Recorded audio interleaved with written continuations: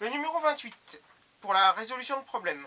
On vous demandait pendant combien d'années on pouvait nourrir toute l'humanité avec 1 mole de grain de riz à compter de 300 grammes par personne et par jour. Donc il vous manquait 3 données numériques, le nombre d'humains, donc NH, on est 7 milliards, donc 7 fois 10 puissance 9 humains. Il vous manquait la masse d'un grain de riz, 0,2 grammes. Et bien sûr la constante d'Avogadro Na, je vais la mettre là, 6,02 10 puissance 23 mol moins 1. Et avec ça, vous aviez tout ce qu'il vous fallait. Alors, on a fait une méthode de tableau, moi je vous en propose une autre. On va commencer par calculer la masse de riz pour nourrir toute l'humanité pendant une journée. Donc, la masse totale pour une journée. On a dit que c'était 300 grammes par personne par jour. Donc 300 fois le nombre d'humains. Tout simplement. Donc, comme ça, on a la masse totale qu'il nous faut par jour. Et on a 2,1 fois 10 puissance 12 grammes.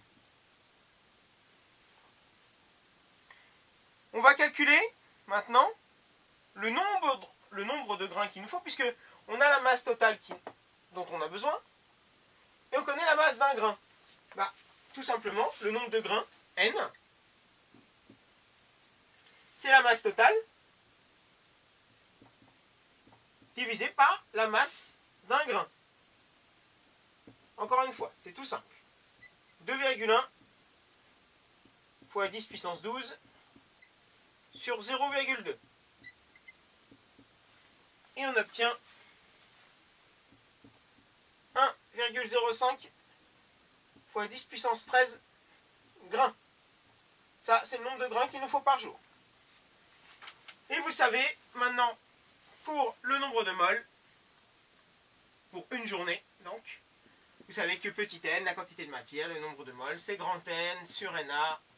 On a ici, dans notre échantillon, 1,05 fois 10 puissance 13 grains. Et dans une mole, on en a 6,02 10 puissance 23.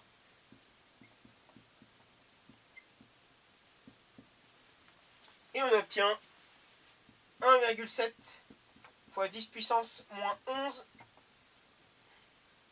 mol pour une journée. Pour une mole, c'est comme tout à l'heure, on fait un produit en croix. Donc pour une mole, on a X, c'est ce qu'on cherche, 1 sur 1,7 fois 10 puissance moins 11, ce n'est qu'un produit en croix, et c'est égal à 5,9 fois 10 puissance 10 jours. Donc, pour le mettre en année, vous divisez ça par 365.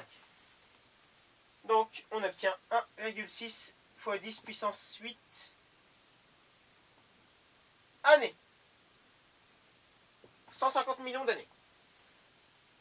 Donc, on passe de jours en années en divisant par 365, puisque vous avez 365 jours par an.